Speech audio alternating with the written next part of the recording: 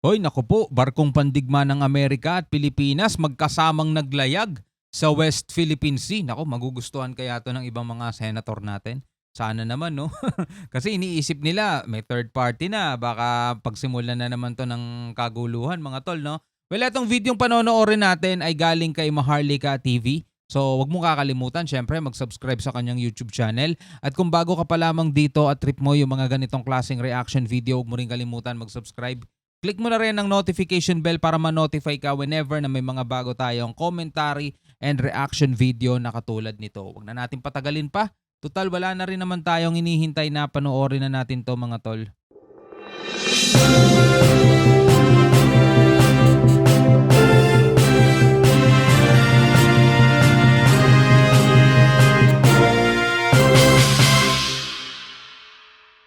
MTV.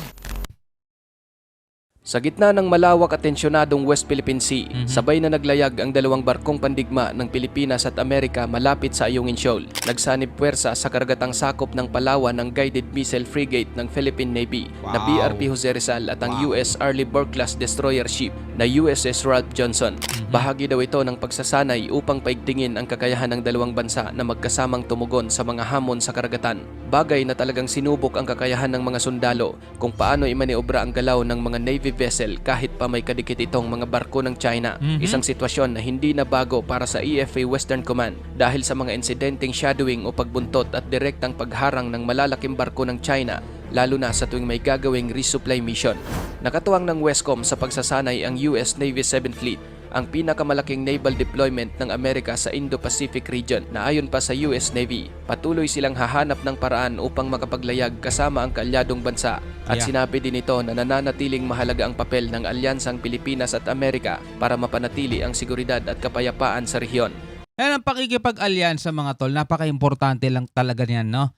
Lalong-lalo na sa atin na hindi pa naman ganun kalakasang bansa. Pero kung mapapansin mo, mga tol, kahit naman ng China, di ba, may kaalyansa rin yan eh. May nakikipagtulungan din yan sa ibang bansa, di ba? Kaalyansa nga nila yung Russia, kaalyansa nila yung North Korea. Nakikipagtulungan din yan, mga tol. So tayo naman bilang isang bansa din na mga tol na meron ding sariling gobyerno, dapat wini-welcome din natin lalong-lalo na yung mga bansa na gustong sumuporta, gustong tumulong, nakikita nila na nasa tama tayo. Nakikita nila na tayo yung inaapi rito ng isang makapangyarihang bansa kaya gusto nila tayong tulungan. So dapat wini-welcome natin yun at hindi tayo nagmamayabang pa na, hindi, kaya na namin, hindi namin kayo kailangan, kaya namin to. Tataas lang lalo tension pag pumasok pa kayo rito di ba? So dapat talaga wini-welcome natin yung mga ganitong klaseng alyansa kasi ito yung katuwang natin ngayon eh. Ito yung katulong natin ngayon para hindi tayo galawin. Para hindi tayo basta-basta bulasin. Like for example, mga tol, eto sa totoong buhay ulit bibigyan ko kayo ng example. Halimbawa, isa kang estudyante na madalas inaapi-api. Kada dumadaan ka, diba, kada dumadaan ka, hinaharang ka, kinukuha baon mo, pinagtitripan ka, binabatok-batukan ka, diba? Isang beses magsama ka ng malaki. Halimbawa, kasama mo yung tropa mong siga din, di ba?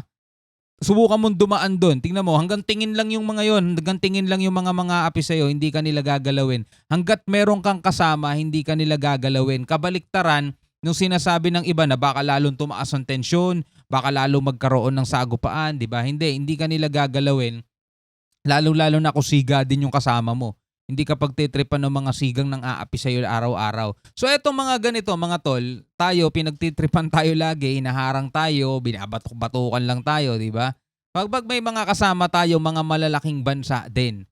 Kapag may kasama tayo, mga malalaking barko din, sa tingin nyo ba, tataas lalo tensyon at bigla magkakaroon ng sagupaan? Mga tol, nag-iisip din yung mga yan, ayaw din nilang lumagay doon sa sitwasyon na ganun. Diba? Nag-iisip din yung mga yan. Puro sat-sat at puro ano lang din ng mga yan. Hindi magsisimula ng gulo yan. So ito, makakaiwas tayo kahit papano. Kahit papano merong tutulong sa atin. Well, yan ay sarili ko lang namang opinion. Pwede mong kontrahin kung sa tingin mo tataas talaga tensyon, kung sa tingin mo pagmumulan lang yan ng kaguluhan, pwede mong sabihin yon. Pero ang tanong, ano naman na solusyon mo? Magpapaapi na lang tayo habang buhay, di ba? So ikaw bahala, mag-komento dyan sa baba. Ayon naman sa AFA Western Command, mahalaga na patuloy silang makapagsanay kasama ang Amerika at iba pang mga kaalyadong bansa. Ito ay upang mas mapalakas pa ang kakayahan ng ating militar na may pagtanggol ang ating soberanya at teritoryo. Ayon kay Security Studies expert Romel Banlawi, patunay lang na ang isinasagawang bilateral na paglalayag na abot kamay na ang pagpapatupad ng Joint Maritime Patrol ng Pilipinas at Amerika. Ngunit posible ring masamain ng China ang nangyaring joint sailing exercise. Pero paglilinaw ng Westcom, hindi pa ito dapat ituring na practice o pasilip sa magiging sistema sa oras na may sakatuparan na ang pinaplanong joint patrol kasama ang Amerika. Hindi umano ito dapat ituring na pagpapakita ng puwersa laban sa anumang bansa. Ayon sa National Security Council, konting panahon na lang magaganap na ang West Philippine Sea Joint Maritime Patrol Agreement sa pagitan ng Pilipinas at Estados Unidos. Kung kaya't aasahan na mangyayari ito bago matapos ang taon. Sa isang maikling pampublikong briefing, sinabi ni NSC Assistant Director General Jonathan Malaya, tagapagsalita ng NSC, na layunin ng Joint Patrol ay upang matiyak ang kalayaan sa paglalayag sa pamamagitan ng pagpapanatili ng sea lanes open. Malinaw umano sa ilalim ng international na batas kung ano ang mga international na dagat hanggat sumusunod tayo sa United Nations Convention on the Law of the Sea. Ang planong muling simulan ang Joint Maritime Patrol sa West Philippine Sea ay inahayag noon pang Pebrero sa pagbisita ni US Defense Secretary Lloyd Austin sa bansa upang tugunan ang mga hamon sa seguridad sa rehiyon kung saan sa isang ministerial meeting sa Washington DC noong Abril, sinabi ni Foreign Affairs Secretary Enrique Manalo, Carlito Galvez Jr., US Secretary of State Antony Blinken at Austin na ang Pilipinas at Amerika ay nangakong i-finalize ang mga plano para sa pagpapatuloy ng pinagsamang mga aktibidad sa maritime, kabilang ang pagsasagawa ng magkasanib na paglalayag ng US at Philippine Navy sa South China Sea. Nauna nang sinabi ni Defense Secretary Gilberto Gibo Chodoro Jr.